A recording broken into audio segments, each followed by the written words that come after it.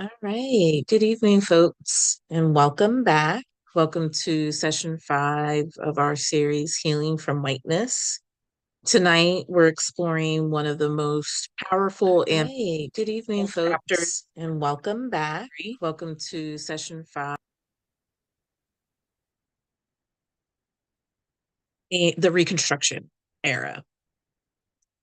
This is when our ancestors tried to transform freedom from just a distant idea, a dream, into an actual living reality. And when whiteness responded with one of its most violent reassertions of power. So, as always, the session is about truth, memory, and the recurring pattern of how Black folks have made progress only to be met with backlash, and how those patterns continue to shape the world we live in now. Before we dive in, we're going to take a moment to ground ourselves. I invite everyone to start by taking a deep breath.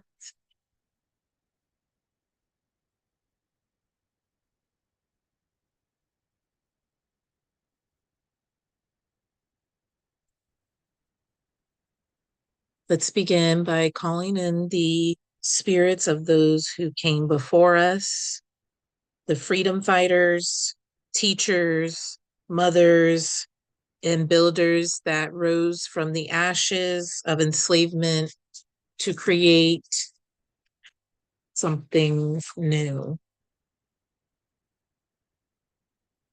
I invite you, if it feels comfortable to you, to close your eyes for a moment. Picture the faces of your ancestors who dared to imagine a life beyond bondage. Let their strength guide us through the remembering we'll do tonight.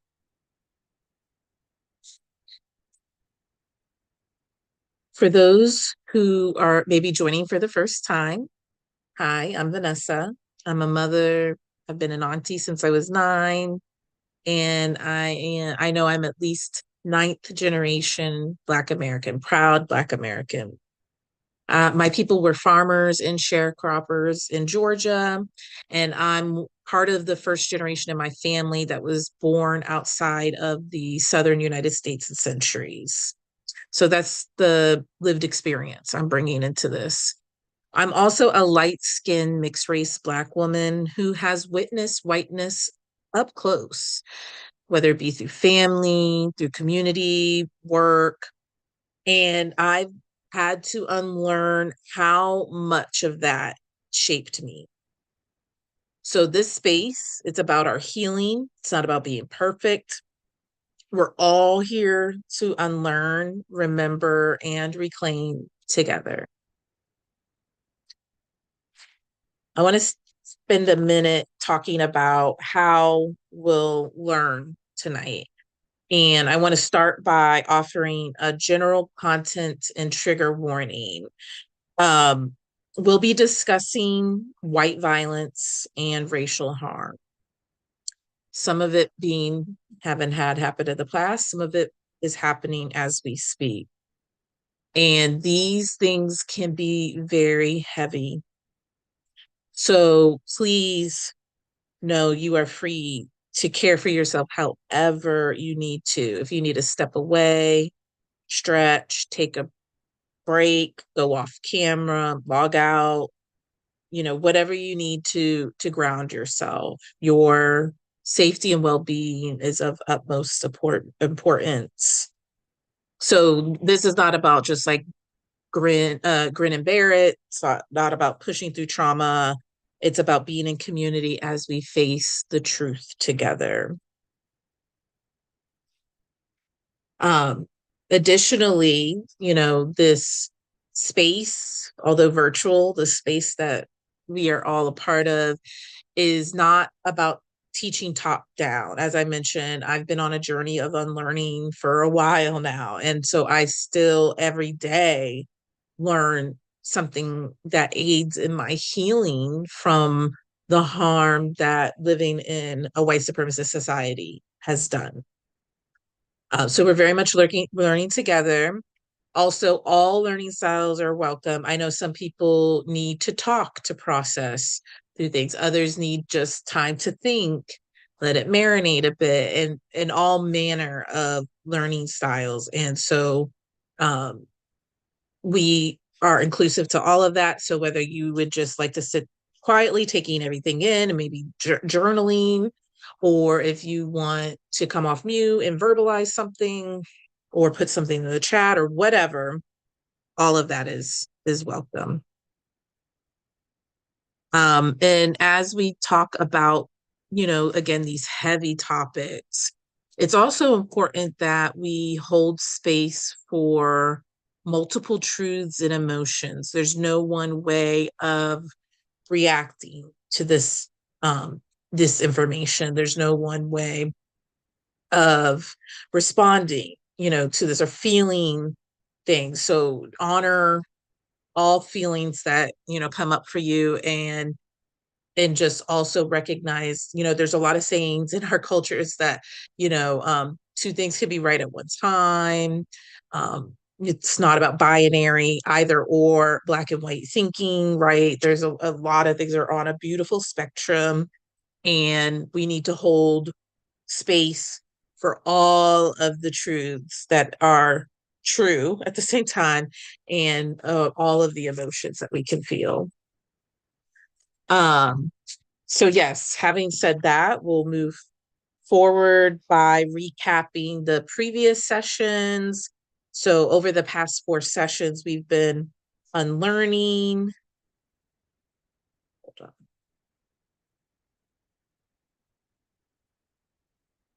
And my apologies, I just realized I was not recording the session. So this recording will pick up at the point of our recap of the previous sessions.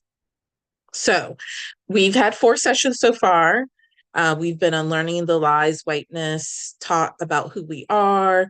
We started with remembering who we were before colonization, before the creation of whiteness and racism. We are brilliant, whole, rooted in advanced societies. And then we moved on to exploring how whiteness was invented as a system of domination, how slavery severed us from ourselves, and how anti-Blackness became the foundation for global power. And so this evening is just a continuation of that, where we'll focus on Reconstruction. And that's kind of where all of these truths that we've been talking about converge, where Black freedom met with the full force of white fear.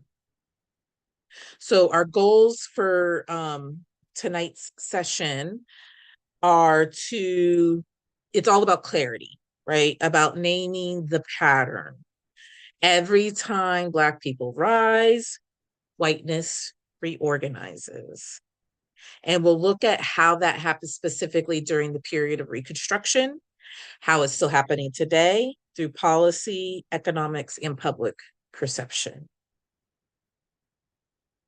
So this healing journey has been about accepting these hard truths. And the reason why hard is in quotes is because that's subjective, right? So it's some of these truths may be harder for you to accept than others, and it's all relative and individualized. So just to acknowledge that. But this the continuing the whole concept of hard truths, one of the truths that we must accept is that freedom wasn't given to us. Nobody freed us. We seized it. But then the system quickly adapted to ensure that real freedom remained out of reach, right? So to heal from whiteness, we have to tell the truth about how freedom was undermined and how those same tactics show up in new and similar forms today. This next slide just kind of goes over the truths we've discussed so far. So we're going to keep a running tally and keep adding to our list. I think it might be time to create an additional slide after tonight's session to continue to capture these.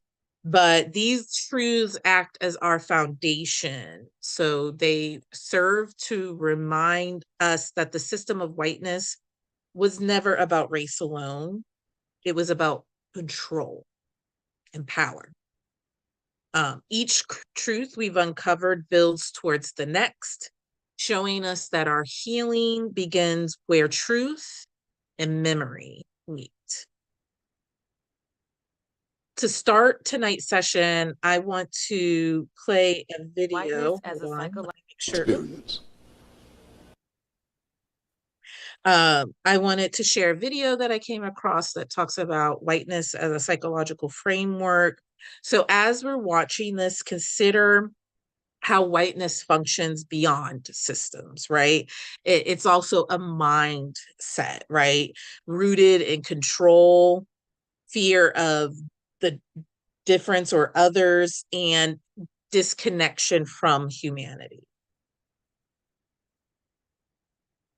Whiteness as a psychological framework is built on three major pillars: control, fear of the other, and alienation.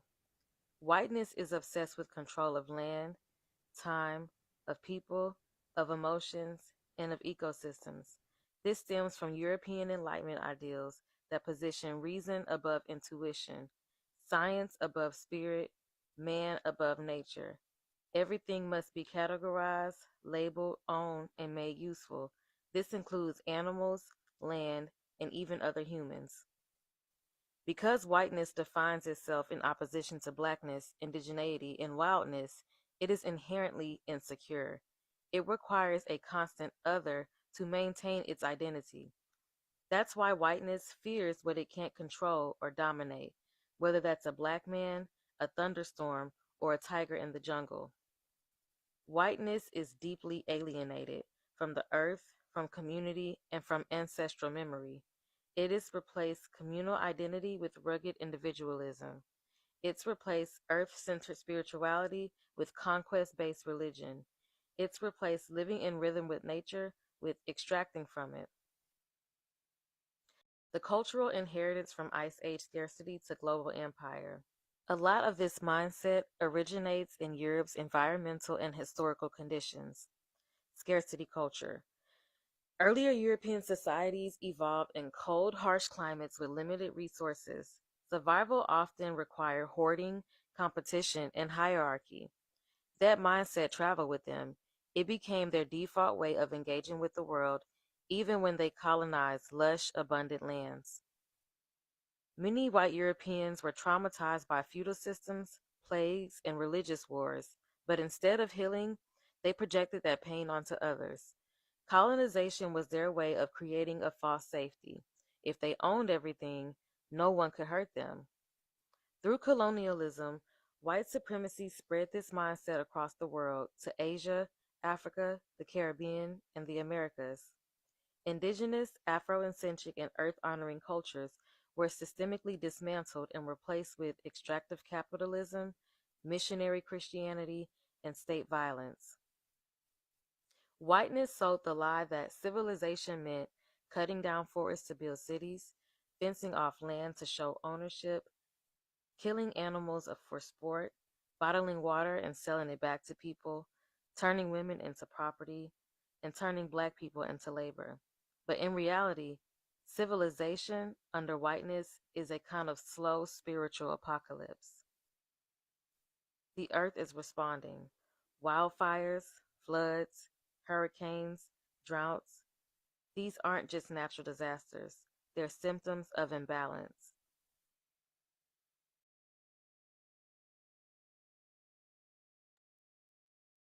All right. So that video also touches on something we talked about in the very first session when we were focused on, you know, not just about African history prior to colonization, but also what led this to all of this happening on the uh perspective of the Europeans or the, to become white people, right? And how really it is the result of, as the speaker said, unhealed trauma. because they went through some really rough times. Like their life had been very um marked by a lot of struggle, right?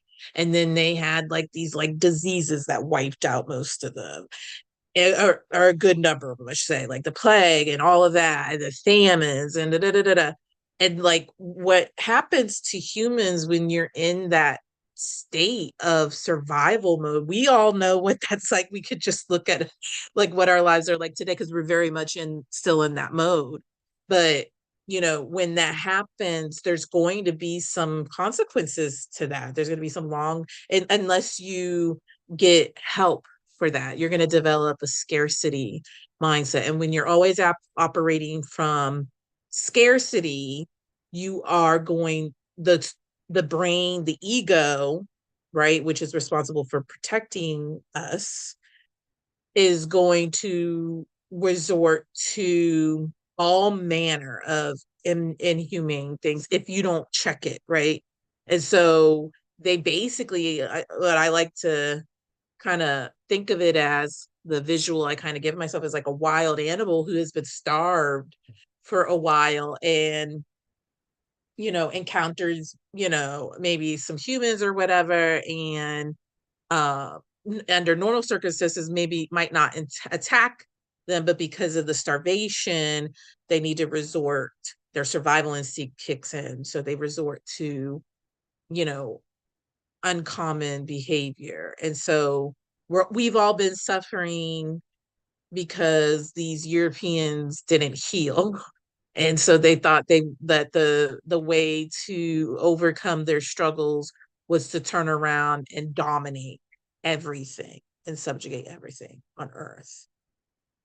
So that just kind of making those connecting connections to like what we acknowledged that in the first session, and this is like where it still manifests to this day, hundreds of years later. The next video is a reminder to us of how whiteness still defines success by white standards. Our children and ourselves are often measured by systems that were never built for our thriving. Experience. You have a school system that is based upon the psychology of white children and white people. And you're trying then to educate your children on the basis of that system. They are bound to fail. The very structure of this college itself is based upon a white model, and therefore it has a built-in failure mechanism for you, one way or the other. Because you don't understand that your historical experience has changed the very way you think. Your very style of thinking, your very style of learning, your very style of relating one to the other has been transformed by your historical experience. Must understand. When you go into your psychology classes, you must understand that in order for the European to maintain his rulership over the world, even though he's 10% of the world's population, he must keep black people in a particular state of mind. It is necessary that you be backwards. It is necessary that this room be as sparsely attended today as it is with the college of the South.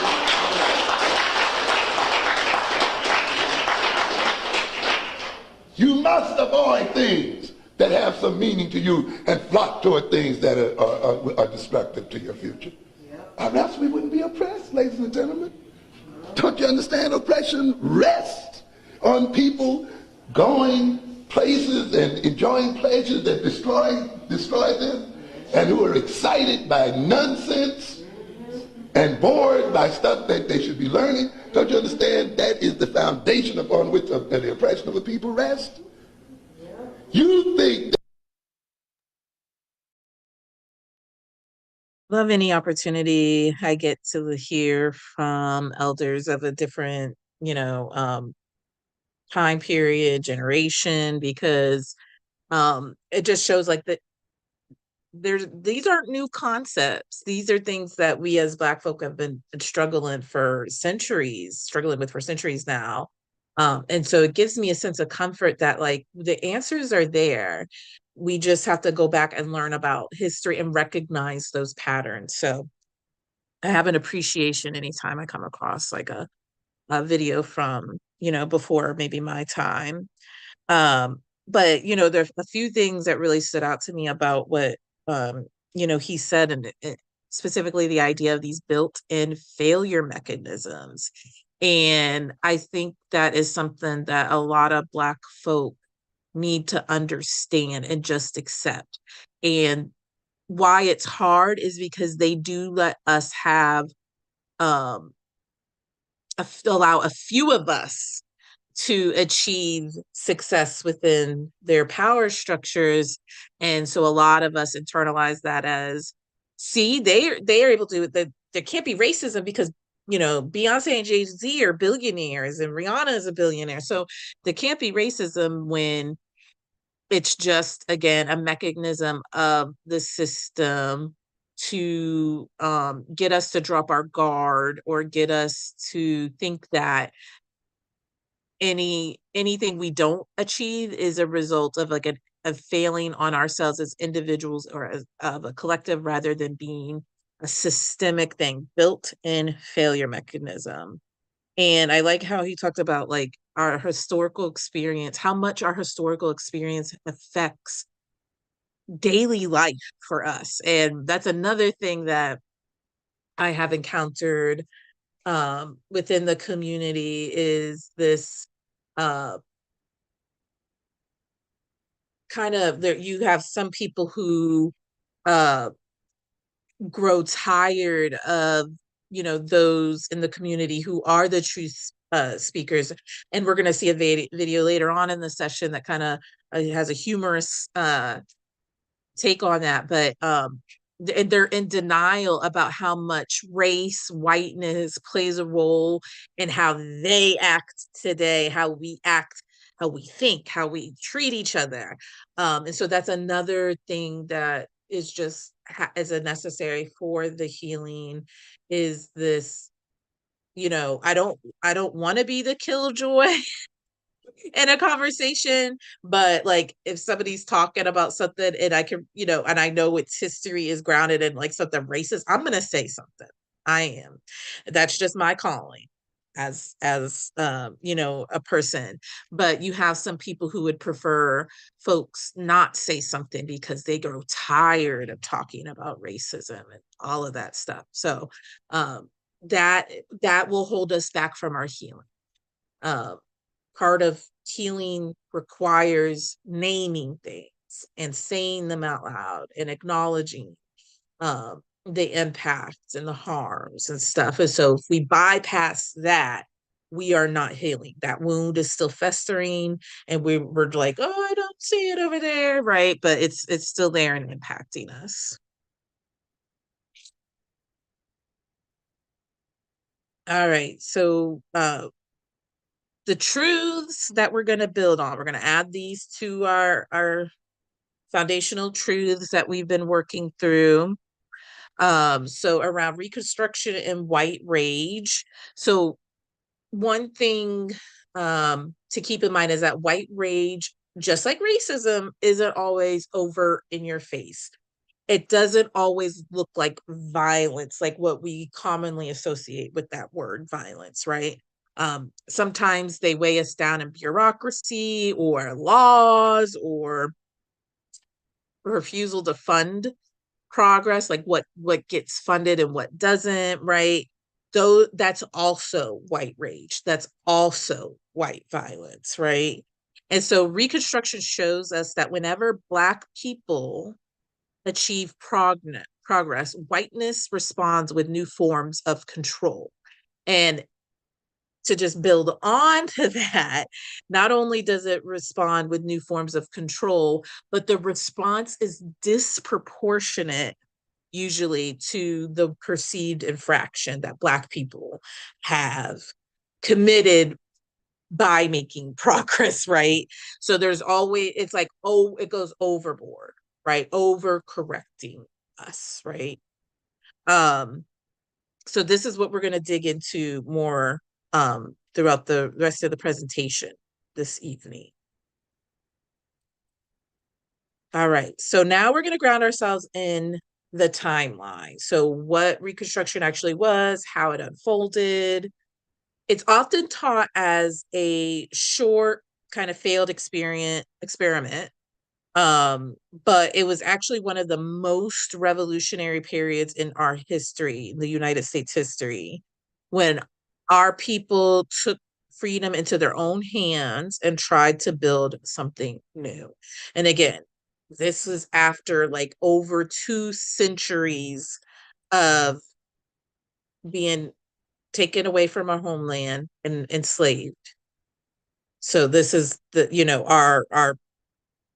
our people, even after all of that, were able to take our freedom in their own hands and build new things. So that definitely deserves recognition and acknowledgement. And also too, as always, whiteness responded, right? So, all right. So here's our Reconstruction timeline. So in 1865, slavery was abolished. Again, using that in quotes because we all know that it actually didn't go away, it just changed names, shapes, forms. So, but slavery was abolished and the Freedmen's Bureau was established. So the 13th Amendment abolished slavery, except when used as a punishment for a crime. The Freedmen's Bureau was created to help newly freed people, but was underfunded and undermined by white lawmakers almost immediately. So right on brand, right on pattern, right on, you know, time for how the pattern of how whiteness has always operated. Once Black people achieve a little bit, they're going to set us back 10, steps or hold us back 10 steps. So while they're going through the motions, right? So they're the one thing about whiteness is PR is impeccable, impeccable. So they'll get us thinking that we do have we're getting stuff, but we really aren't. We're just getting platitudes, tokenism, stuff like that. So the Freedmen's Bureau, while in thought, was a really good idea, but in practice, because it was underfunded and then undermined by white people with power, it actually wasn't, didn't do what it was intended to do. All right. So, and then in 1866, the Civil Rights Act of 1866 granted citizenship to all born in the US. So that was a turning point for Black folk because before then, our citizenship wasn't presumed, right? We weren't even considered people, let alone citizens. So, meanwhile, the Klan, the Ku Klux Klan, was formed as a terrorist organization to restore white power through fear and violence. So now that we are considered people and citizens and we count, then immediately a white terrorist organization uh, gets created in response because the insecure white people were afraid of all that we can do as Black people and them losing their advantage over us. All right. And so then in 1868, the 14th Amendment grants citizenship to freed people. So the 14th Amendment guaranteed citizenship. However, local governments used violence and discriminatory laws to strip that right. Again, so here we go, empty platitudes that are being undermined, by those in authority. In 1870, the 15th Amendment gave Black men the right to vote. In some southern states, Black voter turnout exceeded 80%. So when the white elites saw how engaged we were in civics, it scared them. In 1872, Reconstruction governments built schools, hospitals, and infrastructure. Black legislators and communities led some of the most progressive reforms in U.S. history. So more than 2,000 Black officials were elected across the South. And because of that representation, the Black community was able to achieve some of the most progressive reforms in U.S. history. And that says something, that we have to look back, close to 200 years back to find a time when there was marked progression for Black folks, 1872. So that says a lot, okay? In 1877, federal troops were withdrawn after political compromise that handed the presidency to Rutherford Hayes. It left Black communities defenseless against white terror, and it, in essence, ended Reconstruction. From the 1890s to the 1920s, we have Jim Crow laws that legalized segregation and racial hierarchy. Lynchings were used as a public spectacle, again, to maintain white control by stoking fear in Black people. Between the 1950s and 1960s, nearly a century after the Civil War ended, we fought again to reclaim rights that were allegedly already ours, right? You remember back here, 1866 Civil Rights Act, and, those things, but very much in reality was very different. So 1950s, we find ourselves continuing the fight to reclaim rights that should have already been ours. So we have the civil rights movement. And then today, since Reconstruction never really ended, right? It barely got started before they're like, oh, these Black people are getting too uppity for us. We got to pull everything back. So Reconstruction never really ended. It just changed form. And so the same fight continues today, right? Under new language, right? We've heard critical race theory, DEI. It's all the same fight. It's always been the same fight. All right. So next we are going to watch a video clip, and this clip pushes back on one of the modern narratives that tries to minimize the horror of slavery by saying, oh, well, only 1% of Americans own slaves, as if wealth concentration made it any less violent. That 1%, they controlled the economy, the laws, and the future of this country and Black folk in particular.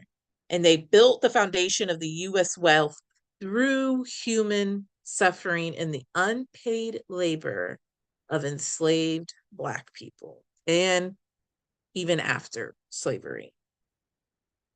So let's take a look. All right, so in 1860, I want you to guess how many white individuals owned slaves. Like what percentage of white people in the US owned slaves? I'll give you 5 seconds. Across the entire white population in the US in 1860, 1.4% of individuals own slaves. And I find this interesting because I rarely hear anybody talk about this. Lock in, fuck niggas. We about to fact check this shit. First, if you fuck with me, make sure to check out that podcast. Let's get it. What the hell are you talking about? You conservatives people are hilarious when it comes to statistics. See, if you don't know, Jeff Mead purposely used 1860 because majority of slavery in the northern states were abolished. So yes, technically it is true that only 1.4% of people that owned enslaved African Americans in 1860, but they own 90% of Black people. In 1860, there was 4.4 1.4 million black people living here in America, and 4 million of them were enslaved African Americans. This means that we only had 10% of African Americans that were actually free in America. Mind you, he's only naming 1 year out of the 400 years that black people were enslaved. I mean, during the 1700s, the colonies had 25% of people owning slaves. And you're sitting here pretending that we shouldn't be upset with slavery because for 1 year, we only had 1.4% of people owning enslaved African Americans. As if the country didn't allow people to own African Americans. I mean, literally in the Constitution, it stated that slavery cannot be abolished until 1865. If you really think about it, Jeff Mead, your ancestors were more likely slaves during the 1860s than free men. I like that. I love a good factual comeback, especially in the face of like such ignorance. And,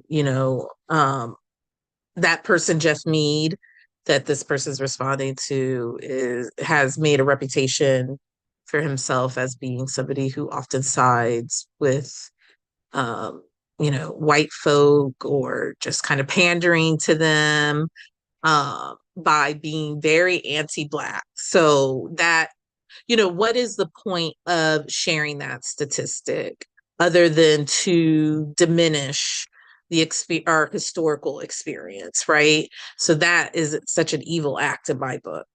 But this is such a good example of how we need to be careful of like facts, right? Because like people can misuse statistics, right? Like, is he factually right that in 1860 was only 1.4% of white people that had enslaved folks? Seems like it is because this person agreed with it.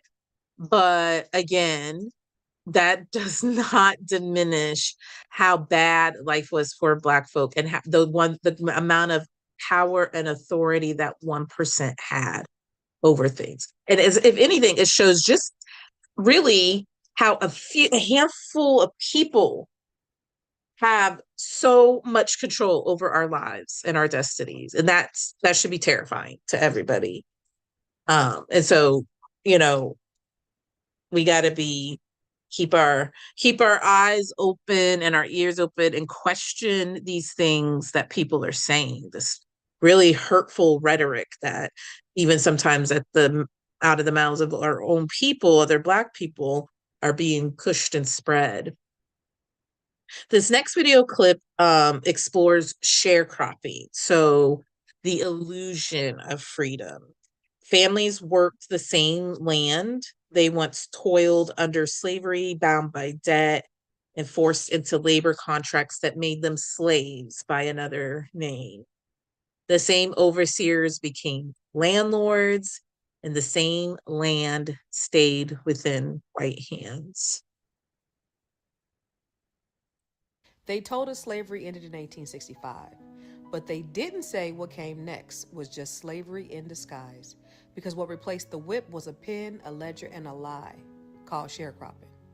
My uncle once told me something I'll never forget. He said the landowners wouldn't just underpay Black families, they would lie to them. At the end of the year, they'd say, "You didn't break even, you actually owe us." Even after working all year in the fields, planting, picking, and pushing their bodies to the brink, these families would be told they were in a deficit. What did that mean? They'd have to work it off for another year, and the next year, and the next. That wasn't freedom. That was financial prison. They called it sharecropping, but what it really was economic enslavement. And let's talk about what they paid them. Not in real money, but in plantation scrip. Money only good at the landowner's store. So you couldn't build, you couldn't save, you couldn't leave, because everything you earned went right back to the person who controlled you. Sound familiar? Now look at today. You got systems like welfare, Section 8, and food stamps, which are supposed to be temporary, but often become permanent ceilings. Because the moment you try to earn more, they threaten to take it away. You finally get a raise, and now your rent goes up. You try to save, and they say you're no longer eligible.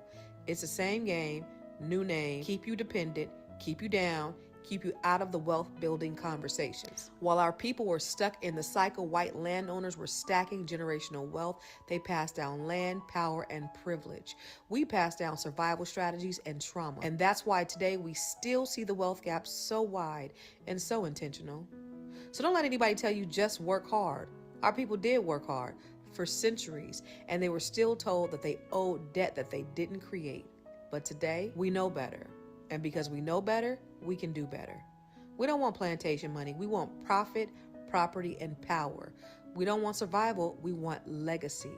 And we're not asking for a seat at the table anymore. We're building our own table on land we own with wealth we control. Because this time, the harvest belongs to us. Now drop a black fist in the comments and share with someone who needs to know this Black History gem.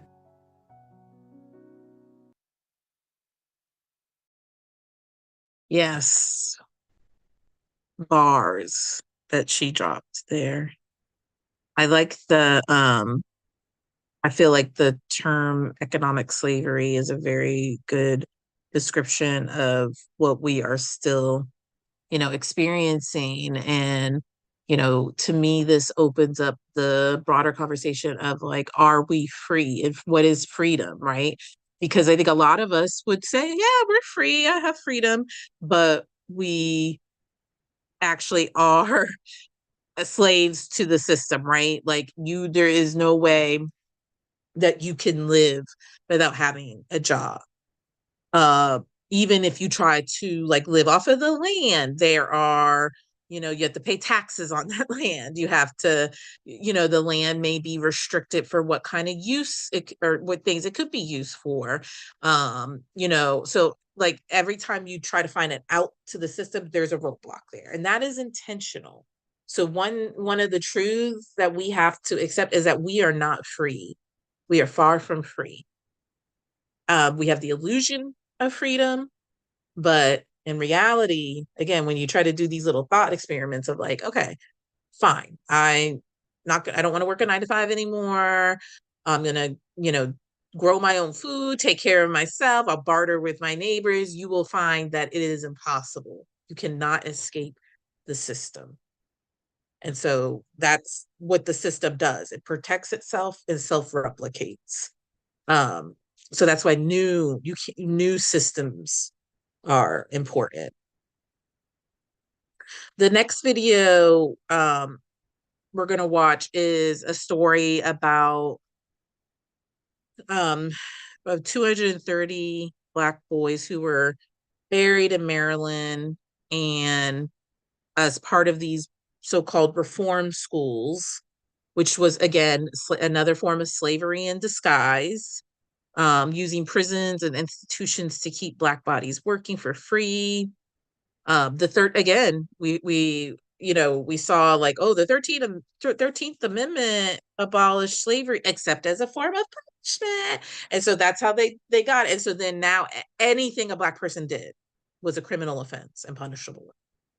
So they were sending kids to these reform schools saying that they had broken a law. And because that exception clause of the 13th Amendment, it was completely legal, and it remains legal today. Our youth have always been targeted as the easiest entry point for the system to reproduce itself. So let's watch. The bodies of 230 Black boys were found at a secret cemetery in Maryland. They were children who died in state custody. Most of the children came from the House of Reformation and Instruction for colored children. The state claimed that this was a place of discipline and education for troubled Black boys, but in reality it was slavery, forced labor. Boys as young as 10 were sent there for little things like vagrancy and being incorrigible. They were leased out to local farms and made to make furniture. They were rarely fed, consistently malnourished, and lived in disease and bug-ridden dorms. Between 1870 and 1939, at least 230 boys died there. Now, historians believe that that is a substantial undercount. State records say it was disease, like tuberculosis, pneumonia, and scarlet fever, but survivors tell a different story. One boy, Matthew Blow, when taken to the hospital, said that his teacher hit him in the back of the head with a hatchet. Mysteriously, he died days later. Another child, Charles Salisbury, was made to work in the snow. Because of that, he had to have both of his legs amputated. He died days later from blood poisoning. The parents of these children were often told that they were runaways. Later, survivors had admitted that they had buried these people's children days and even hours before families arrived. One advocate said that this isn't a cemetery, it's a crime scene.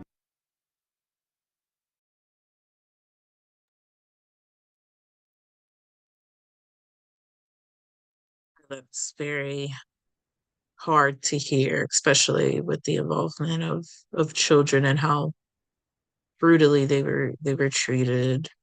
And so I just would like to honor the spirits of those children and express gratitude and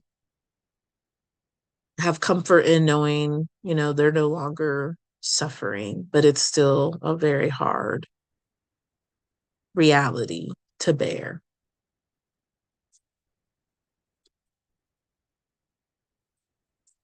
In this next video, we're going to listen to Kwame Ture talk about how movements rise and fall based on unity. After 1865, poor white and Black workers briefly joined forces under the populist movement to fight elite power.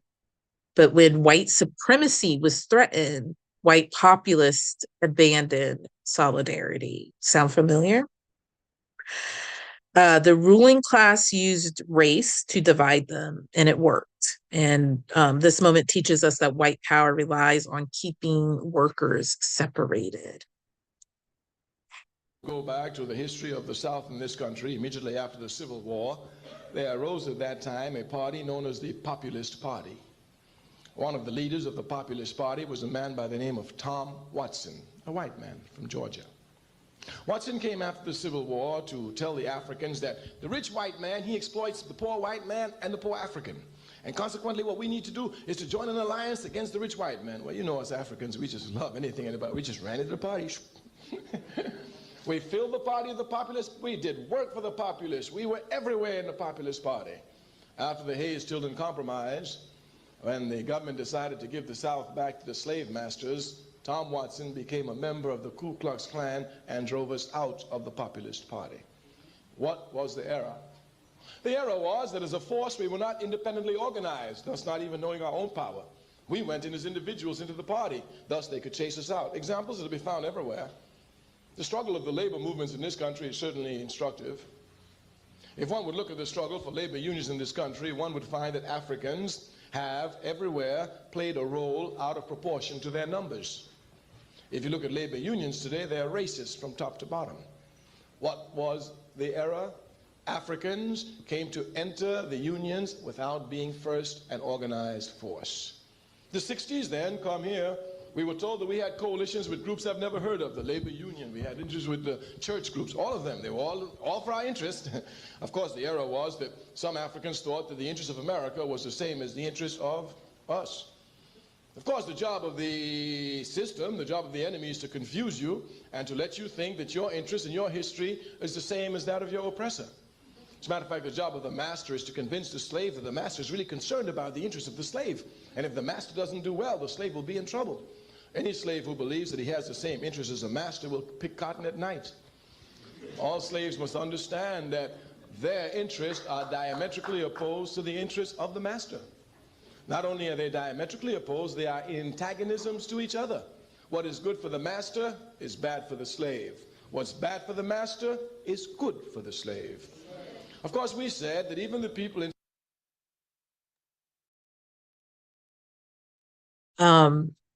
Yeah, so I think what we have heard about through the storytelling about the populist movement really exemplifies an aspect of whiteness, white supremacist culture, is that they're hardwired to focus on self-preservation. So when they feel a threat, they're going to revert and fall on their individualism, right?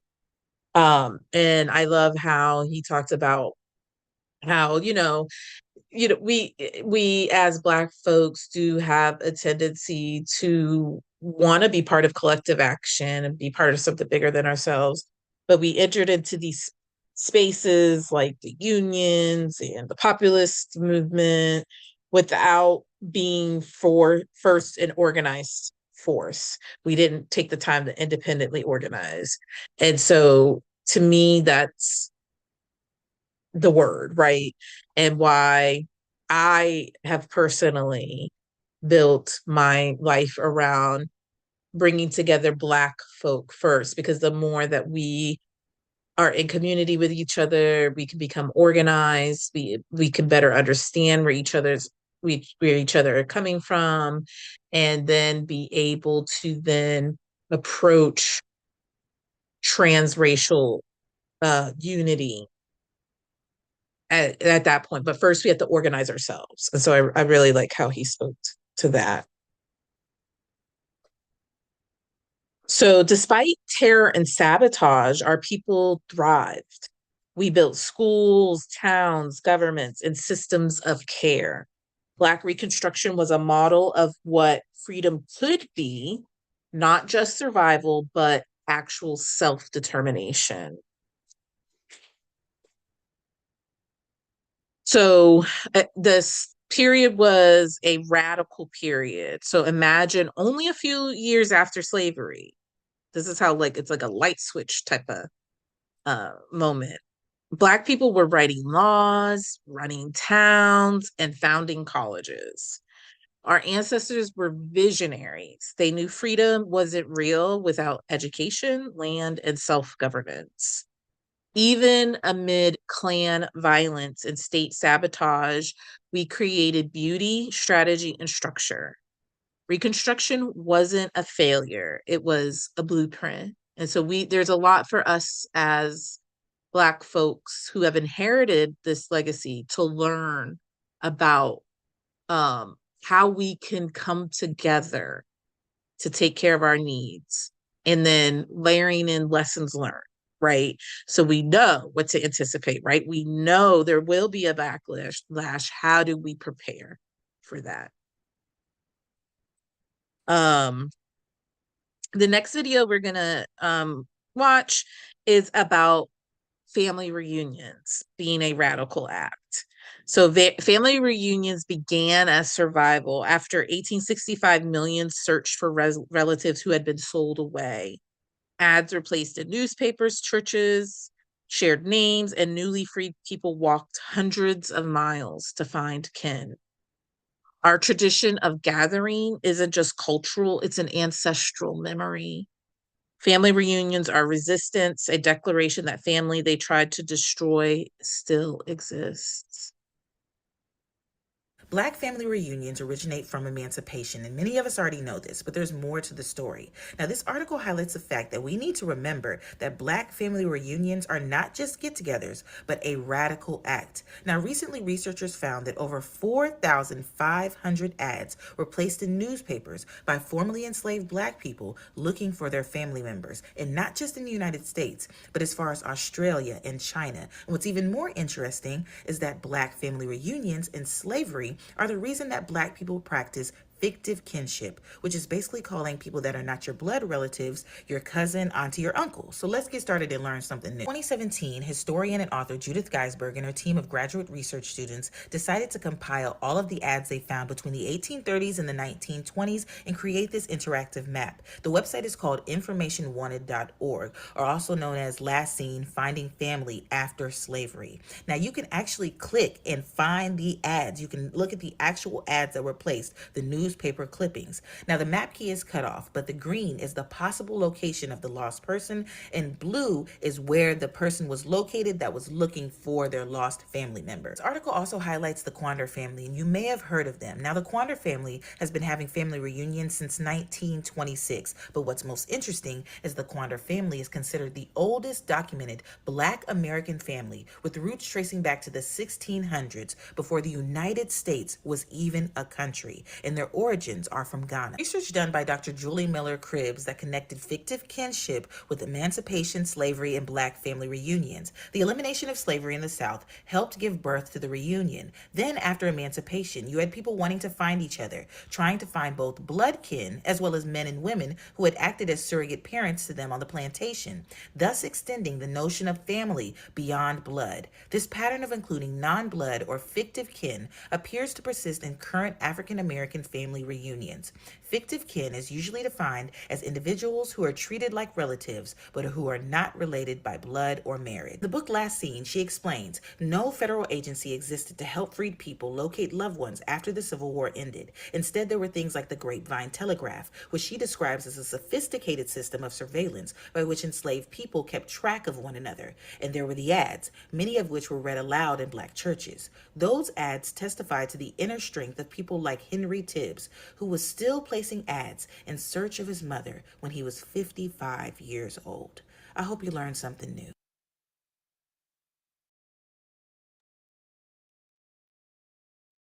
Yeah, I thought that was a really nice piece of our history, just kind of sharing how those came to be, right? Obviously, coming together as a family wasn't a new thing, but family reunions in this context took on a different meaning in terms of finding lost loved ones, and not just those related to us by blood, but those who became our family just due to being in on the same plantation and under similar circumstances at the same time. It really showed how much the enslaved really supported each other. And I saw this a lot, like when I was doing my genealogy research and looking at different census records and stuff, and I'm trying to figure out, like, is this a biological connection, or are they, not that it mattered to them, right? But like in terms of if you were trying to trace back your ancestry and whatnot. So um that the last story that she shared around the 55-year-old who's still looking for his mother just kind of breaks my heart. I hope he was able to locate her. But there's a lot of stories, a lot of families were ripped and torn apart. However, we were able to craft our new families as well. So now we're going to turn to the other side of the story, how whiteness responded to our rise. Uh, White rage is not random or emotional, is systemic, strategic, and rooted in fear of losing dominance.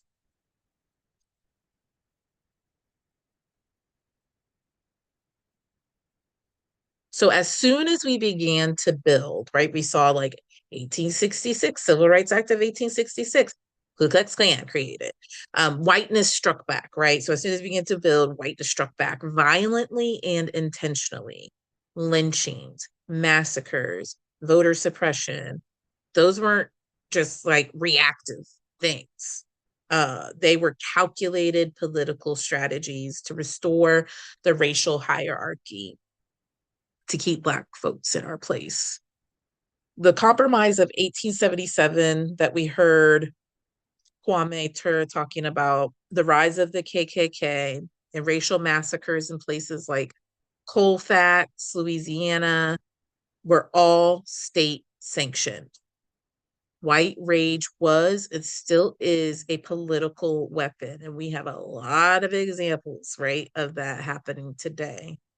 Once Trump got back in office, they had the whole thing planned. They released their plans. It was a project called Project 2025.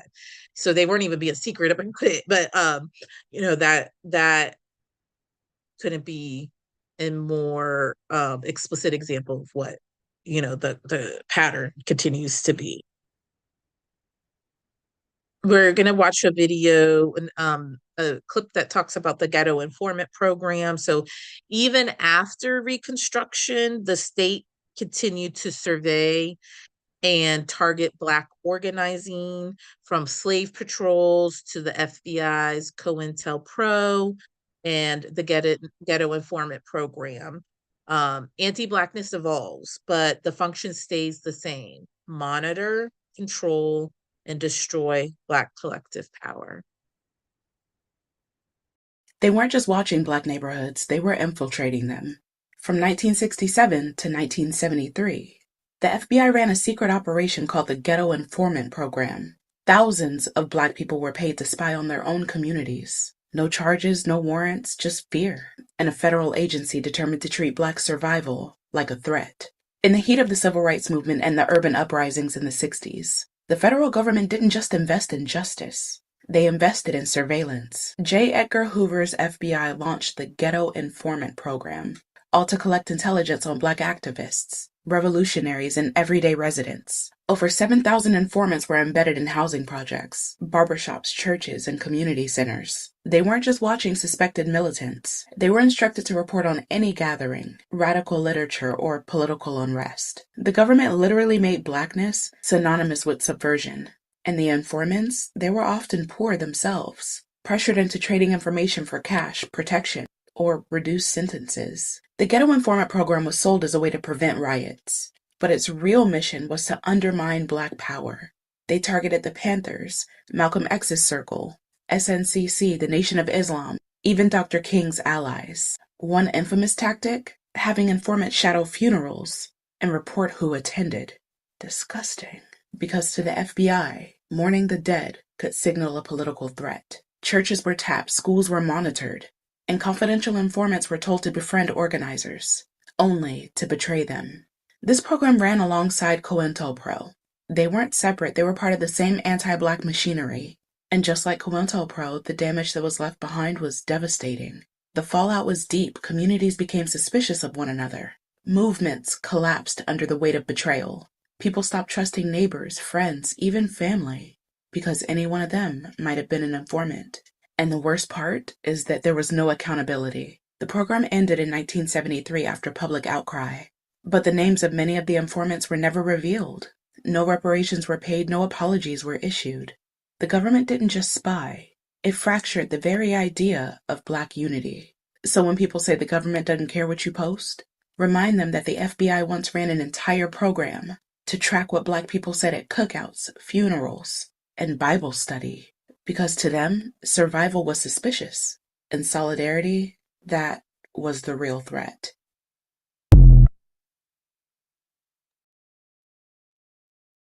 Yeah, so I think, we have a saying for this in like Black American culture, not all skin folk are kinfolk. And I believe that is a sage part to have as part of your discernment. Like for me personally, I there's a certain level of trust and I'll respect that I'll afford to other Black people just simply because they're Black. But that further, that deeper collaboration, relationship building, community building, I you have to feel people out because of this history, right? So we have to learn from the past and not repeat the same things. But also at the same time, yeah, there are going to be people in the community who always have ill intention, right? That they may be working against the community.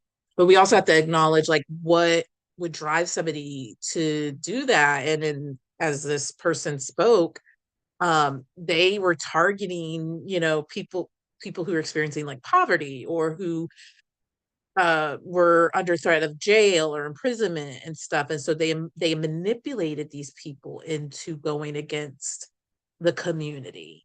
So some of it wasn't necessarily by choice, it was through coercion, taking already fragile and vulnerable people and giving them a choice between, you know, uh, selling out their community or their livelihood.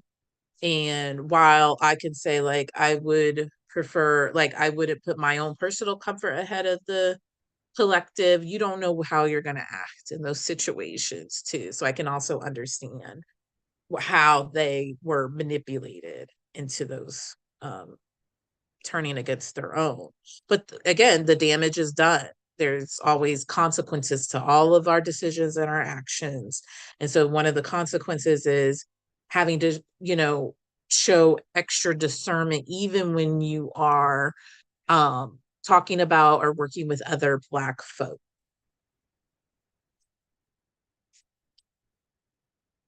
All right, so land was liberation, and whiteness knew it. So economic retaliation became one of the most powerful tools of white rage. The promise of 40 acres and a mule was revolutionary. General Sherman had issued Special Field Order number 15 in 1865, but President Andrew Johnson reversed it, giving land back to Confederate planters.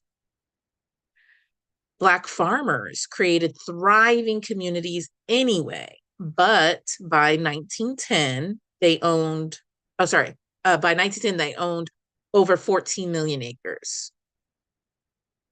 But white rage destroyed that progress through violence and bureaucracy. Rosewood, Tulsa, Wilmington, entire towns were burned to erase economic independence. And land theft continues through discriminatory lending, heirs property laws, and modern development that pushes Black families off ancestral land. Next, we're going to watch a video clip about the Federal Writers Project in the 1930s, which recorded over 2,300 interviews with formerly enslaved people. I think it's important to hear firsthand from the people who lived it. And so this video clip is about the books that capture those historical accounts. And they remind us like 1930s wasn't that long ago. They remind us that we're only a few generations removed from this history. What did you think we were before you?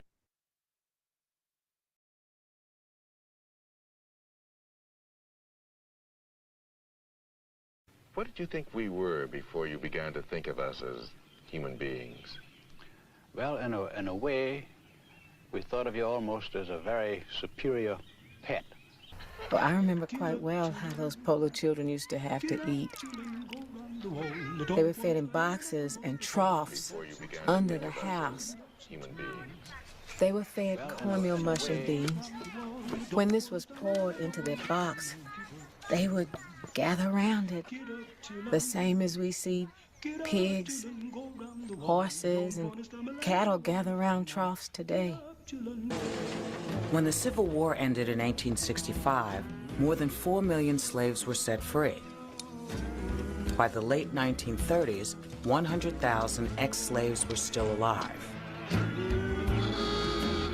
In the midst of the Great Depression, the Federal Writers Project hired journalists and writers to travel the country and record the memories of this last generation of African Americans born into bondage. The Library of Congress is home to most of the slave narratives, a multi-volume collection of interviews with former slaves.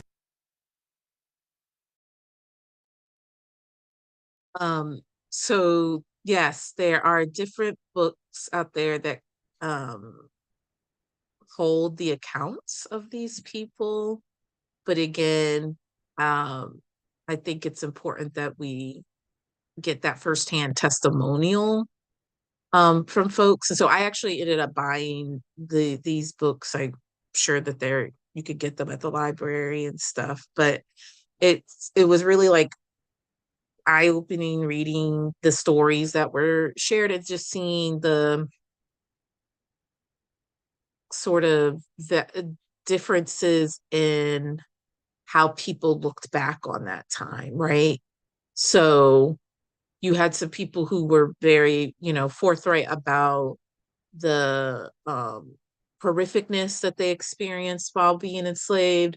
And then you had others who looked back on it, I wouldn't say with like fondness, but even if that was the case, it's more of like one of those Stockholm syndrome type of things. But because even though they were in bondage, there was predictability, right?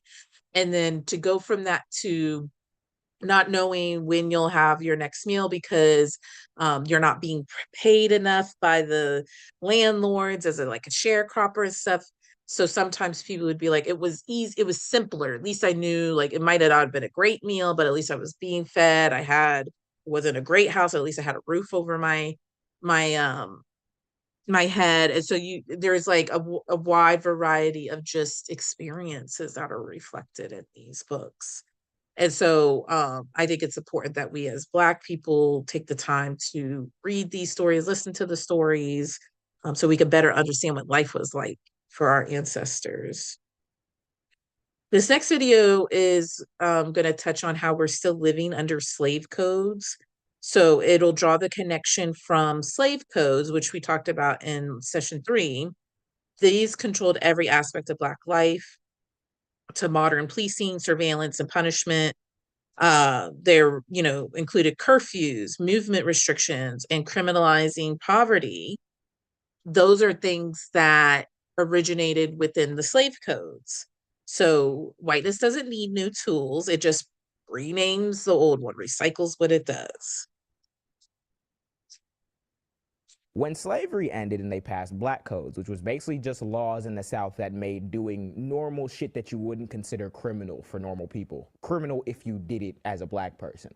Like walking along a train line, like being unemployed. Yeah, like I was just literally like winked at a white woman, now you're getting using vulgar language in the presence of a white woman was actually how they would get you arrested. Dead ass, anything. One of the biggest fears, and you can read it in Confederate generals and people in the South, white people generally at the time, was that if you free the slaves, you're gonna have servile insurrection, which basically means race war. They're gonna be mad because all the shit that we did to them, they're gonna come back, they're gonna kill us, and X, Y, Z. So we had to, instead of letting them be free and be these people were workers and now they're roaming the countryside being free, they're a dangerous horde that's roaming the countryside. And look how many of them are in jail after we freed them. Maybe we should have X, Y, Z. So when you grow up with that being the predominant narrative about you and your people to justify fucking over you and your people, niggas will grow up and they will assume that criminality is just nature to the Black community because that's how they fucking did it to justify why we should have kept these niggas in slaves anyway. So you see gun violence on the South Side of Chicago.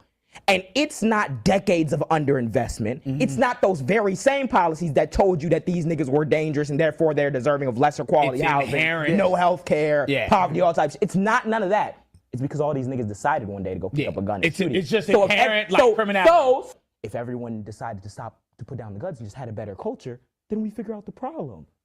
How do you have a culture in the middle of a black hole?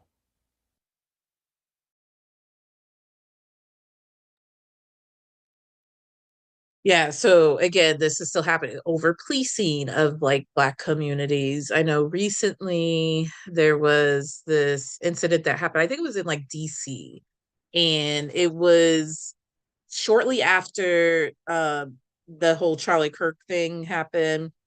And so, white people were frothing at the mouth at this point. And there was like this white couple that was walking down the street in DC. They had their like little infant baby daughter with them. And they said like the Black man came up to them and said that he was going to harm the baby. And so, people immediately began questioning their narrative because it's like, why would, that doesn't happen. That doesn't happen. And why would this guy threaten your baby? It just sounded too fantastical, right?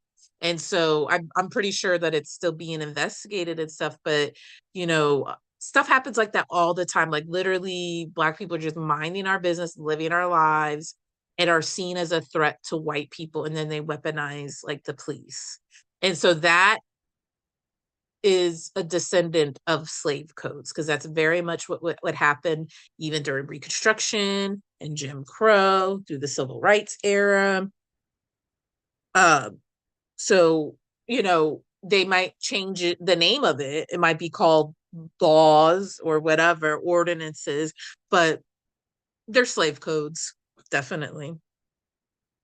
This next video is a video of an older Black man talking about life during segregation.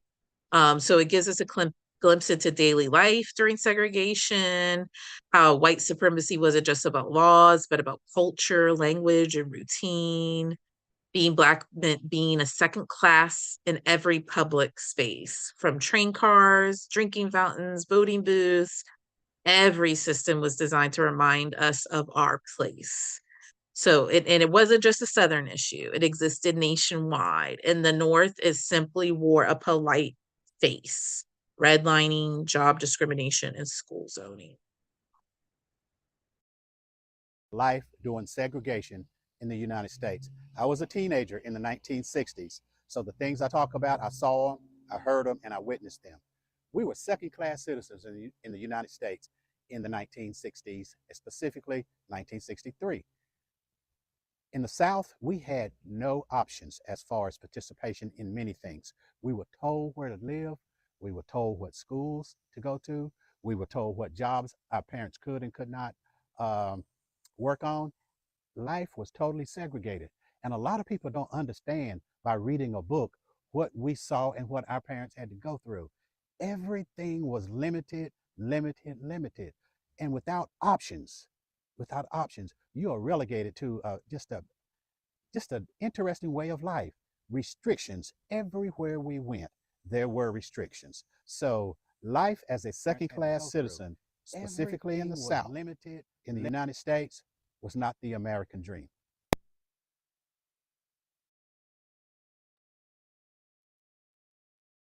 This next clip dives deeper into the lie of that American dream, as he just mentioned. Home ownership, higher education, and social mobility were built on exclusion for Black people. GI bills, New Deal housing programs, and suburban development were all written to privilege white families while locking us out. When we talk about generational wealth gaps, this is where the story continues. The wealth that built white suburbs was stolen from Black progress. During segregation in the early 1960s, when I was a young teenager, I never interacted with white children. I didn't have any white friends. I did not go on the white side of town seeking friendships. We didn't play baseball at their parks. We didn't swim in their swimming pools. Life was so segregated. My dreams as a child were segregated. I didn't even know how to dream the American dream. Everything I dreamed, everything I thought was geared towards segregation because that is all I knew. After we became integrated, I look back and I could only laugh like, how in the world did we make it? But that's what happened. Was segregation was a tremendous pressure. Going to the movies, they had little areas designed for Negro people. We weren't Black then, we were still Negroes. We didn't go downstairs where the main entrances were. We went upstairs in a little cubbyhole area, and they had the popcorn machine up there for us and the drinks and the bathrooms, but we dared not interface with our white counterparts. Everything was segregated. Going to an uptown cafeteria to sit down for a meal never even crossed my mind as a 13 and 14-year-old because we just didn't do those things. Life was heavily, heavily segregated. We were second-class citizens in this country called America. I saw it, I participated, and I witnessed it. Yeah, I think it's really good, again, to continue to seek out voices like this person. I'm so happy and grateful that he's taken the time to record this because we know how quickly history gets rewritten and how stories get told. So I'm just grateful. And this person's of my dad's generation, so one generation removed from this. And as we heard him say, like, segregation impacted him so deeply that even his dreams were segregated. That is, yeah, heavy, right? Like, can you imagine? And then they want us to just get over it when we are the children of these people, right? And it wasn't that long ago, and that stuff gets passed on through, across generations, right? It's cumulative. So we're not just inheriting what his experience were, we're inheriting the previous generations, right? So it's compounding. And, we're being told that, like, it's been such like the time, just time to get over it, or the fact that we keep talking about it is what's causing divides and stuff. And so that pays a very heavy toll emotionally and mentally and spiritually, to have your historical experiences like discounted like that. In the next video clip, it's a personal diary of a Black woman reflecting on life in 1963, which is, again, like 100 years after the Emancipation Proclamation. Her words remind us that progress isn't linear. Black folks were still fighting for dignity, access, and humanity. Um, and there's a constant negotiation between survival, resistance, and hope. Do you guys want to know what it was like to live as a Black American in segregated America in 1963? My grandmother filmed everything, including her life during that time, and I had her narrate what the experience was like. So you're going to see everything through her eyes, through her lens. All right? Let's check it out. The year of 1963, that's my husband with his youngest sister. She was 1 year old in the walker. That's me. And that's my mother-in-law with a broom. She was sweeping the porch at that time. And the neighborhood around, there were all Black people living in that neighborhood. There were any white people living there at that time in 1963. The term Black people, we were called colored. Segregated back then, you would mostly see people of your own color wherever you would go, like this, to a store, because we had neighborhood stores back then. They were not equal because things that we had in our neighborhood, you would see differently in the white neighborhoods. When I was coming up, the buses were segregated.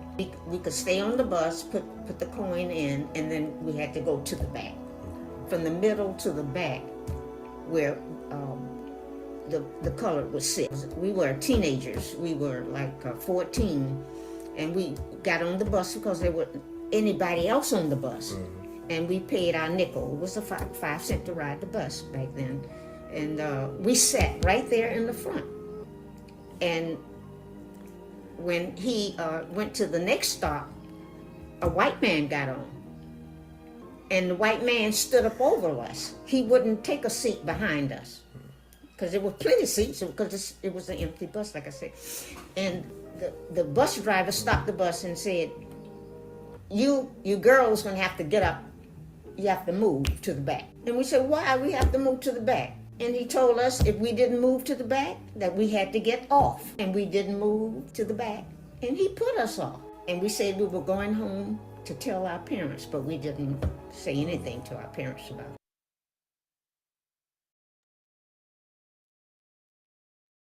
Yeah, I think this story really, like, again, exemplified sort of the intergenerational trauma of these experiences, right?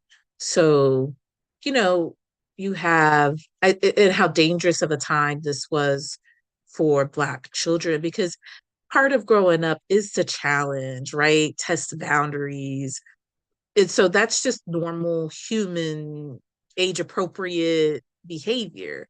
But how restricted Black children were, that was potentially deadly for them to do, right? So in that case where they didn't want to get up off of the or move to the back of the bus, whether it be due to exhaustion or they're just teenagers and they're like, I'm going to rebel a little bit, right? That could have turned into a deadly encounter for them. And having that like constant state of fear, that alters your genetics, that alters your chemistry, your brain chemistry, your hormones and stuff like that. And then that can be passed on to your children. So hypervigilant people raise hypervigilant children, and people who were taught not to question or to challenge raise people who don't question or challenge, right? So just trying to make the connection to like how we got to where we are today through these historical experiences.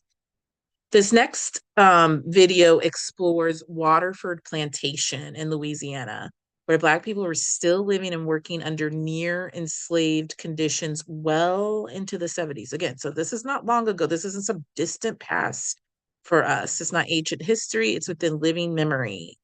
Whiteness relies on forgetting. Remembering is our act of defiance. What if I told you Louisiana found a way to keep slavery going until the 1970s? At Waterford Plantation in Kelowna, St. Charles Parish, employees were forced to sign contracts they couldn't even read, trapping them in endless debt. Historian Antoinette Harrell uncovered survivors like May Louise Walls Miller, who didn't gain her freedom until 1963. Her family was terrorized, beaten, and worked generation after generation in the sugar fields under conditions that were slavery in everything but name. And Waterford wasn't alone. In St. Landry Parish near Opelousas, multiple black families testified to the U.S. Department of Justice in the 1960s that they were being held under debt peonage, not allowed to leave the farms where they worked. In Rapides Parish, families on cotton and sugarcane plantations reported being beaten, denied wages, and forcing children into labor before they were even old enough for school. This wasn't hidden in the 1800s. It happened in the 1960s and 70s. During the same decades, Louisiana was fighting over school desegregation. Slavery didn't vanish here. It adapted. Why do you think these stories of modern slavery are still missing from Louisiana history books?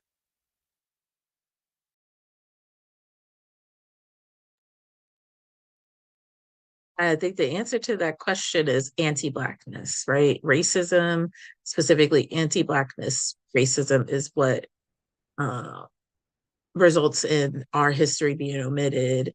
And that's all in pursuit of ensuring white supremacy continues to exist. In 1985, Philadelphia police dropped a bomb on a Black liberation group called MOVE, killing 11 people, including children, and destroying 65 homes. It's not just a tragedy, it's a message. When Black people organize outside the system retaliates. State violence isn't new, it's Reconstruction all over again. Progress met with punishment. There is a small war underway on a street in Philadelphia tonight.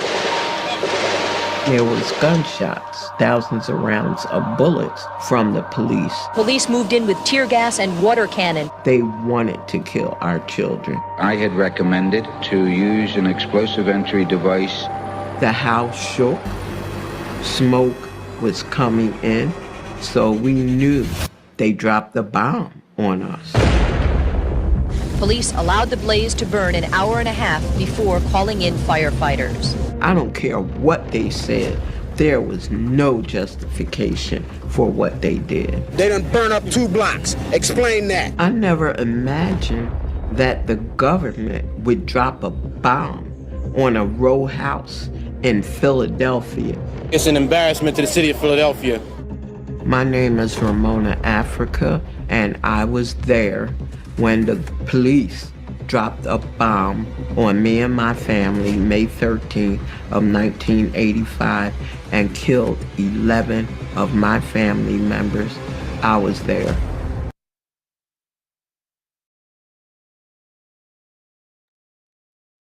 That's terrible. And again, I was a year and a half old when that happened. So that's stuff that's happening in my lifetime. And this is a cautionary tale for us as Black folk, again, under the topic of discernment. When people show you who they are, believe them. And so there should never be a thought of like, oh, the government wouldn't do that. The government has and will do it again. And so that's not a message of self-defeat at all, or to don't bother trying to create something nice. No. That's not the takeaway here. The takeaway is to recognize the pattern and to anticipate the pattern, the next bit of that pattern. And so we have to go into these in organizing with eyes wide open and not rely on folks who have shown us who they are, and instead turn inward and develop the relationships that we need to be a self-sustaining force. Now we shift to how the narrative was rewritten, how whiteness used storytelling, education, and propaganda to justify its violence and erase our victories. So after Reconstruction, the South and later the entire country needed to justify why freedom had failed, like why it was a bad idea that Black folks got their freedom. So they crafted a myth that Black people weren't ready for self-governments, that we were uneducated and corrupt. In 1915, The Birth of a Nation became the first major Hollywood film.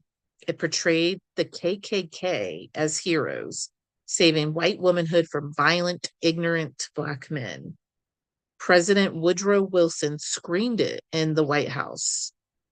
From then on, media became one of whiteness's most powerful tools. And again, like I said, they're amazing at PR, shaping how we were seen and how we saw ourselves. Even today, think about how news headlines describe us as rioters, looters, thugs, language that dehumanizes our pain while sanitizing white violence. There's also a tendency to adultify our kids. So when a white kid commits a crime, they're a white child, a white kid. When a non-white or Black child commits a crime, it's like a young Black man, right? So, you know, they try to diminish the severity of what the white child did by referring to them as a child, and try to over exaggerate the severity of what the Black kid did by referring to them as an adult. This next clip is a clip of Dr. King talking about his famous "I Have a Dream" speech. So we often hear that speech, right, get referenced. That's like the go-to thing for white folk anytime they're trying to make it seem like, oh, I don't see color, right? So this is that you often hear of them referring to the speech, but rarely this one, where he reflects on how that dream had become a nightmare. He warned us that America's moral sickness runs deep, that white rage and apathy were still the greatest threats to justice. So this clip serves to remind us that even our most beloved leaders were disillusioned by the depth of white resistance to true equity. Don't quote Dr. King's "I Have a Dream" speech if you don't know what Dr. King thought about the "I Have a Dream" speech. I must confess that that dream that I had that day has at many points turned into a nightmare. And I've come to see that we have many more difficult days ahead, and some of the old optimism was a little superficial, and now it must be tempered with a solid realism. Basically, don't use MLK to get out of tough conversations about race. Don't quote Dr. King's "I Have a Dream" speech if you don't know what Dr. King thought about the "I Have a Dream" speech. I must confess that that dream that I had that day has at many points. Yeah, so this was a clip that I was not as familiar with, right? Which again is part of the rewriting of the history and the narrative to suppress, the words of our ancestors and elders that might get us questioning and challenging things.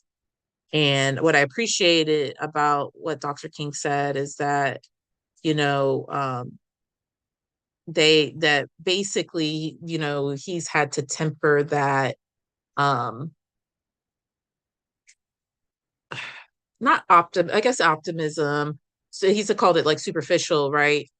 With more of a like pragmatic approach to things. And I think that is such sage device, because I feel like we fall into these extremes sometimes of just like toxic positivity. And then on the other end is just like toxic negativity, where it's just like doom, gloom, why bother, right? On the other hand, it's toxic positivity, where it's like, we're beyond that. Why do we still talk about it? Talking about things is just as bad as what happened, right? There is a happy medium, and where you can be hopeful and, you know, hold out hope for the future and leave space for a happy ending, but while also being firmly grounded in the reality of what we're in right now, how we got to this place and what we're up against. Both things can be true at the same time. And so I like how we can learn from Dr. King around that. This next video clip is of Ernest Chambers. He was a Nebraska state senator, and it shows the honesty few white journalists were willing to face.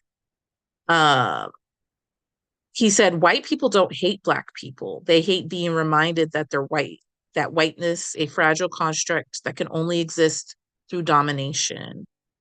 Chambers reminds us that legislative change doesn't automatically equal justice if power and worldview remain untouched. I can't solve the problem. You guys pull the strings that close schools. You guys draw the boundaries that keep our kids restricted to the ghetto. You guys write up the restrictive covenants that keep us out of houses. So it's up to you to talk to your brothers and your sisters and persuade them that they have a responsibility. We've assumed ours for over 400 years, and we're tired of this kind of stuff now. We're not going to suffer patiently anymore. No more turning the other cheek. No more blessing our enemies. No more praying for those who despitefully use us. We're going to show you that we've learned the lessons you've taught us. We've studied your history, and you did not take over this country by singing "We Shall Overcome." You did not gain control of the world like you have it now by dealing fairly with a man and keeping your word. You're treaty breakers, you're liars, you're thieves, you rape entire continents and races of people. Then you wonder why these very people don't have any confidence or trust in you. Your religion means nothing. Your law is a farce, and we see it every day. You demonstrated it in Alabama. And I can say you because you're part of the whole system. You profit from it. In fact, you make your living from it. You couldn't walk around and talk to people, stand up in your pulpit on Sunday and preach nice little songs and say, now we're going to give thanks to the Lord for he is good and old Jesus be among us. As far as we're concerned, your Jesus is contaminated, just like everything else you tried to force upon us is contaminated. Well, so you can have him. And here's what I'll say. I wish you would follow Jesus like we followed him. Because if you did that, then we'd be in charge tomorrow.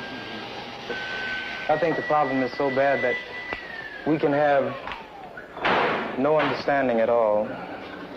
You think it's gotten to the point where there can never be that reconciliation? Then? No. You talk about justice, and it means one thing to you, and we talk about it and it means something else to us. And it'll always be that way. And I'd like you to know I have a terrible feeling against preachers, because I think you guys are the ones who are largely responsible for the problem in the first place. And you can accept it or not any way you choose. And for you, this may be an excursion, you know, across the line. What about the person that wants to listen? I genuinely feel that I want to listen. Well, if you listen and try to do something, you get kicked out of your church. See, that's the way your people are. Well, we can make changes, right? I mean, so the changes that have come have been drastic. God bless you, little brother. Come back and see us again sometime. I have to chuckle because that dude was sweating, the white dude. But he had him sweating, Ernest had him sweating, but he didn't tell one lie. The next clip, kind of like I this is the one I referenced towards the beginning of the session. Kind of takes a humorous approach, but is deeply revealing. It shows how everyday parts of American life, songs, traditions, and even ice cream trucks are rooted in anti-Blackness. So whiteness hides in the mundane and makes its value seem normal, while ours are marked as other. And naming it is how we strip it of its visibility. I'm gonna be honest with you. Don't ask me, because I'm gonna let you know that it's racist. I'm gonna let you. Yo, we just went to the state fair. We had the state fair. Wow. You know that there was a day called Negro Day. It was the only day that Black people were allowed to go to the fair. But nah, enjoy yourself. Ferris wheel was fun. Yo, my son just took the SAT, and the SAT. You mean a test that was created to prove educational differences between races? Oh, okay. No, yeah, do your thing. Yo, we about to go to the ice cream truck. You hear the song? We about to run out to the ice cream truck. The song that was created to mock black people? Oh, no, yeah. Go get my chocolate with chocolate sprinkles. Nah, go ahead, enjoy yourself.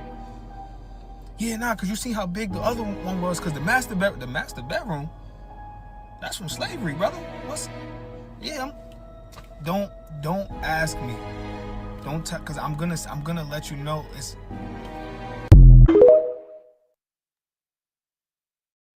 So I'm kind of very similar where, yeah, I'm gonna say it because naming it again is how we strip it of its visibility. So throughout all of this violence, theft, and propaganda, our people continue to resist. Our anchors are the cultural and communal practices that kept us grounded in who we are. But even our anchors must evolve because the systems that once held us together can also begin to mirror the systems we're fighting against. So our ancestors built the institutions that became our lifelines: schools, churches, mutual aid networks, cultural centers. These were acts of survival and genius. Education was one of the first revolutionary tools. HBCUs turned former enslaved people into scholars, teachers, and leaders. But as generations passed, some of these spaces became exclusionary themselves, reproducing classism, colorism, and elitism. Benevolent societies and women's clubs were powerful hubs for organizing, but many left out the most marginalized: poor Black folks, queer folks, and those who didn't fit into respectability standards. Our music, art, and spiritual traditions were and still are our healing technologies, but even they've been commercialized and stripped of context. To honor our anchors means to return them to their roots: community care, inclusion, and liberation for all of us.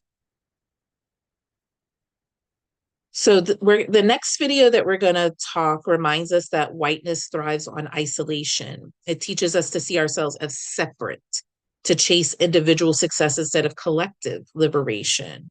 But our power has always come from interdependence, from community, not competition. The idea that freedom is something you achieve alone is a white myth. Our ancestors survived by moving together, building together, and loving each other through the struggle. And we yearn for community. We yearn for the Black community to be united and loving again. We always talk about it. I just want to see the Black community do better. Then you have to reject the things that capitalism reinforces. You have to reject individualism. Individualism also makes you a hyper consumer. You can make all this money for yourself, but you ain't got nobody around you. So now it's just about adorning yourself. Now it's just about Instagram. Taking nice pictures and nice clothes. Ain't nothing wrong with having nice things, but it can't measure up to the value of community. Can't measure up to the value of actually feeling loved and embraced. And we could create that. A lot of us have toxic households that we go away from. And if we had a real community amongst one another, because of our shared experience and because of the culture that we have created, in spite of all of this oppression, you wouldn't have this need to buy, purchase, because you would be fulfilled and sustained by the love that you receive. You would have more of a philanthropic heart. You would say, how can I help my community with these extras? How can I help my community with these skills? How many of y'all are taking a day out of the quarter and giving out free haircuts? How many of y'all are taking a day out the quarter and doing braids for free? How many of y'all are taking a day during the summer before the little girls go back to school and saying, hey, today we braiding the little girls' hair for free so they can look good when they go back to school? Taking a burden off their parents. How many of y'all are doing anything where y'all think about something other than yourself? And if you're not, you're a hyper capitalist. Because you're rejecting community. Because it ain't never crossed your mind to be communal. You looking at back to school as a lick. Oh shit, back to school coming. You done made more money than you gonna make. How about you go for the less fortunate people that can't afford it? How about you take a burden off these mamas? It's a thing about being thoughtful. There's a thoughtfulness that come with this. And it's not hard to be thoughtful. But when you live in a system that reinforces selfishness and individualism, there ain't nothing to think about but yourself. Shit, if I do these 3 heads, I can go get them new, what you call it? I can go get the new. And then there's this idea of like having haters, wanting people to hate on you. It's odd. It's weird. Manufactured jealousy, manufacturing envy, and it's all in your head.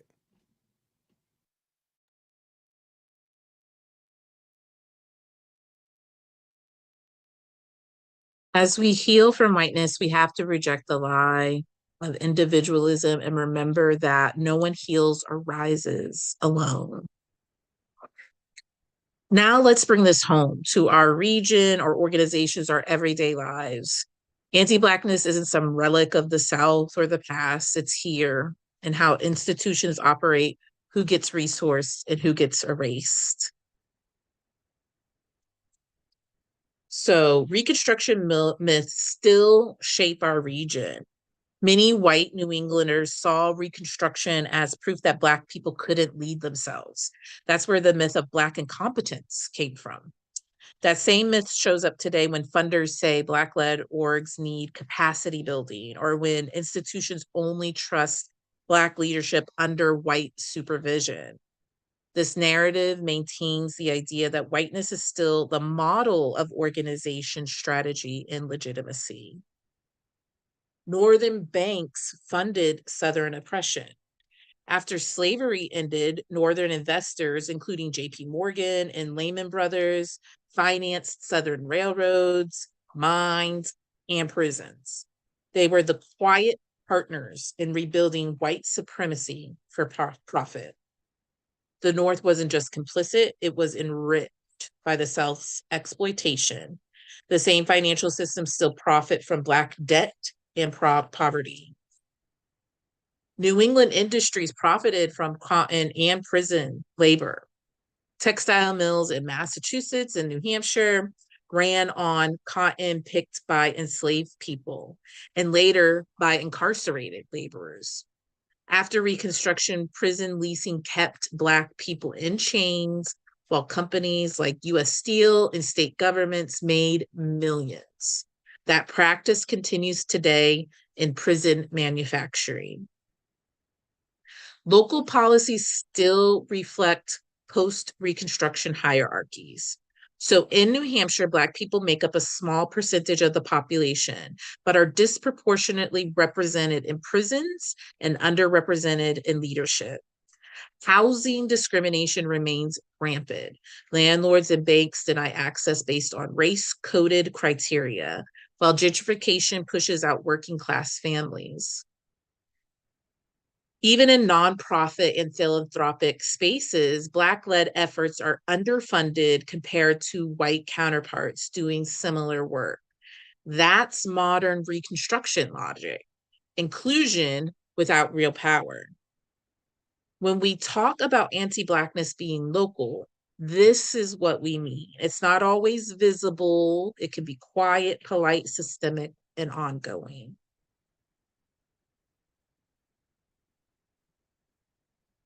All right, we've covered a lot tonight.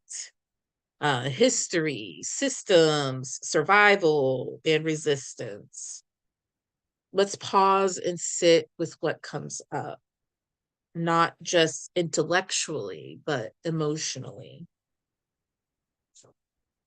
You can reflect in writing, in silence, or in the chat, whatever feels grounding. The point of the reflection isn't just to think, it's to notice. So notice what feels familiar in your body, in your work, in your relationships. These same cycles repeat, but we don't have to repeat them the same way.